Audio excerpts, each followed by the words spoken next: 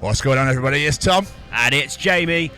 Welcome to the Chronicles of Podcast. The Chronicles of 2000 Trees 2024. So we are Loose Articles. Hi. I'm Erin. I'm Natalie.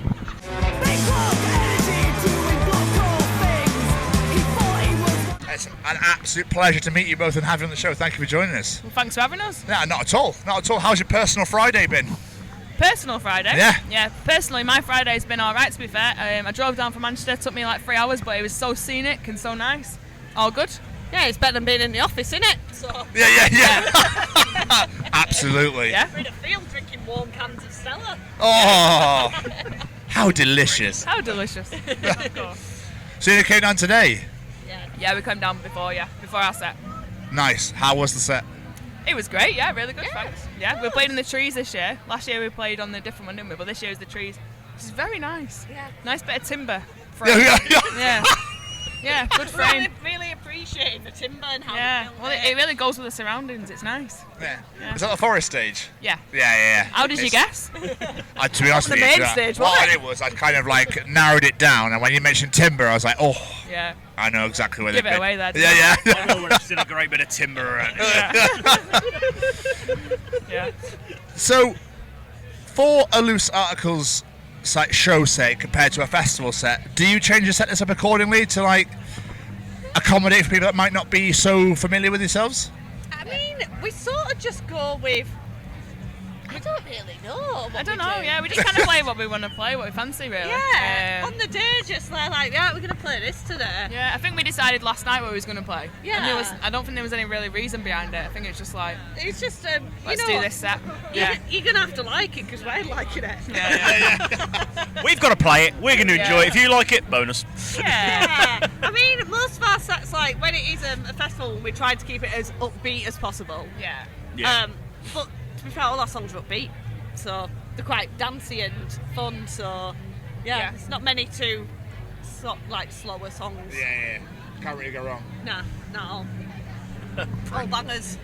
All bangers. All bangers, no bullshit. I'll kill Oh, it. I like that. The next album title sorted. So, us the podcast, we are ambassadors for the Sophie Lancaster Foundation. Are you Amazing. I was about to We've say had them in my familiar? school recently because I work in a school, and we've had the Sophie Lancaster Foundation in teaching I think it was the year 9 kids. So we did like a workshop in our school, so that's good. Oh, that's amazing to Yeah. hear. That's absolutely amazing. But So that's very fresh in my mind actually when you mentioned that. Yeah. So basically, we're talking to people here this weekend because we are obviously, of course, all part of this alternative family. Is this something you guys have ever had to deal with in your past, and you're basically been treated differently or stereotyped against because of the music you listen to, the way you dress, whatever it may be? Yeah, I've been bullied throughout my whole life by dressing weird. Like, I think being from where I'm from, like, you get cars driving past you calling you a weirdo, or like catcalling you, or just dealing with a load of like hate of people just because you look a bit different. I think I've always had that in my life, and I guess Nat has too, perhaps. Yeah, definitely. You get like really negative ways of how you dress. Like I remember at school, it was sweaty mosh, get a wash. Yeah. Because Oh, you I look heard like that one. Remember, so it was basically if you dress like a mosher, they just said sweaty mosh, get a wash, Yeah. insinuating that moshers don't wash. Yeah. And it's like, well, obviously that's not true. And it was just a way of like getting at someone because it looked alternative and a bit different. But yeah. I think I had mosh pit. And that's what people used to call me. Is it? Yeah. Yeah. Right, you're right, mosh pit. Like, yeah, sound. How's it going? Yeah. But yeah, it was like really, and it was like all this stuff where it's like trying to be negative to people and just like making up these weird little sayings and Yeah, it comes from a place of like insecurity though, doesn't it? It comes because people don't like other people expressing themselves and being like comfortable with who they are. But it's like, it's not your problem, it's their problem. Like, yeah. They're obviously just jealous because everyone's just being themselves and having a fucking good time whilst they have to fit into a crowd. So yeah. Absolutely. And I think it's so important what you're saying there. I think a lot of it is jealousy. Like, I want to be able to express myself, but I can't. So I'm going to pick on the people that can. Yeah. Well, it's really sad because it comes from a place of suppression. Like, if someone's suppressing themselves because they can't express themselves, then they see somebody being comfortable with who they are. It can be attacked, can't it? But like, I think people just need to be more accepting, I guess, and be kinder to themselves, because I feel like things like that come from a place of anger. because it's suppressed, isn't it? Like you can't be yourself, so it's like it's built up and then it gets to a breaking point, I think. Yeah, absolutely. And we're also trying to find out as well, like obviously what happened to Sophie was 2007 when we were growing up. The world's a different place. We're in 2024 now. Do you think the world's got more tolerant and accepting and make life a bit easier for people in the alternative community? I would say yes. I think like progress has been made in terms of accepting people who are alternative. I guess from my perspective of working in education with young people, I feel like people are a lot more accepting of alternative cultures, just from what I see. But that's my own perspective. I think it has got better since then, but I don't see everything, so I can't speak for the generalisation of the country. I guess it's one of those where, like, from who we hang out with and from you teaching as well, it's like that generation seems to be a little bit more forward thinking. It's the older generation that might not be as but at the same time there's always a few who's not, but there always will be the people who are not on board with it. There's always extremists who have extremist views who, you know, they're just nasty for the sake of being nasty. Yeah, but you have to look at the reasons why they are like the way they are. It's not because of these alternative people, it's because of other things, isn't it? It's underlying issues that they've got themselves, I guess. You can't live in a perfect world, there's always going to be issues. Absolutely. The arseholes will always find someone to pick on, unfortunately. Yeah. It's interesting though, because obviously a lot of the answers we've had are saying like, oh, back when I was in school, So it's quite interesting you got this unique experience, you work in a school. Yeah.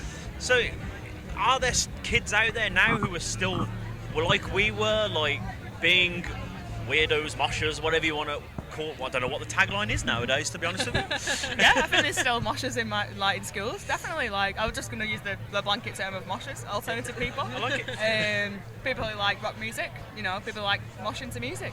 It definitely still exists, but I feel like they're not targeted as much now. Well, from my experience of what I've seen anyway, it's not like it was when I was in school, I don't think. I feel like people are more accepting of other people, and I think that's great, but I don't know whether that's just my fishbowl view of where I live my life. I don't know. You can't speak generally because I don't know. Of course not, you can only speak from your perspective, but that is wonderful to hear. And it's... I was going to say, I remember you saying to me once about how kids corrected teachers on terminology, in the sense of there was pronouns. Like there was someone who was non-binary, and they, you know, said like he when it was a they or them, or said she, and they said no, miss, the they and them. Yeah. So there's kids actually going out and actually saying like correcting the teachers of which is amazing. That's beautiful. I love that. I've experienced that a few times where someone has not used the correct pronouns for somebody, and then another member of the class has said, oh no, their pronouns are this. Which is basically just giving them the respect that they deserve, and I think it brings a tear to my eye, because it's like if the next generation are like that, then that's just great, isn't it? That's incredible. My daughter did it to me a couple of weeks ago. We were discussing Bambi Thug that performed at Dino Eurovision. I had no idea they were non-binary, and I said she, and she was like, no, Dad. They go by they, them. I was like, okay. All you need is someone to tell you and let you know, and then you won't make that mistake again, will you? Exactly. It's about people holding other people to account, but not in a horrible way, just being like, oh no, you've just got it wrong this time, and then I think it's great, really good. Yeah. It's wonderful to hear, and that actually fills me a little bit of warmth, knowing that, you know, there's hope for the future. Yeah, I know, me too. But taking it back to you guys, you have not long released your single "Are You a Welder?" First thing, fucking great name for a song. But how has that been received? Yeah, warmly, hotly, sparking. Yeah. It's a funny one. It's a funny one because it literally came from like a taxi ride conversation. Conversation. We was in a taxi going somewhere, probably to an after party, and I was with like two of my friends, and one of them was saying to the other, "I always thought he was a welder. Are you not a welder?" But he actually works in he's like an exam invigilator.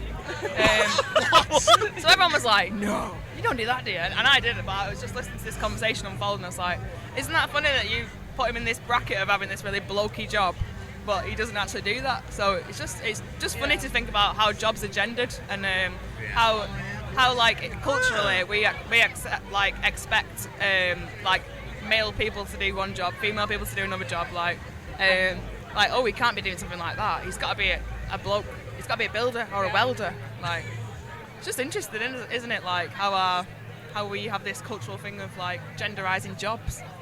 Yeah. You're absolutely right. I've never thought of it that way. Yeah. No. And then you put it behind a really nice dancing beat for everyone to dance Yeah. to. So get involved. Phenomenal. Oh, this has been so much fun. Thank you so much for taking the time out and chatting thank to you us. for having And your us. patience so I can finish my hot dog. Much appreciated. Anytime. Enjoy the rest of your evening. Oh, and your thanks, you weekend. too. Enjoy. Thank you so much. Cheers. Cheers. Thank you.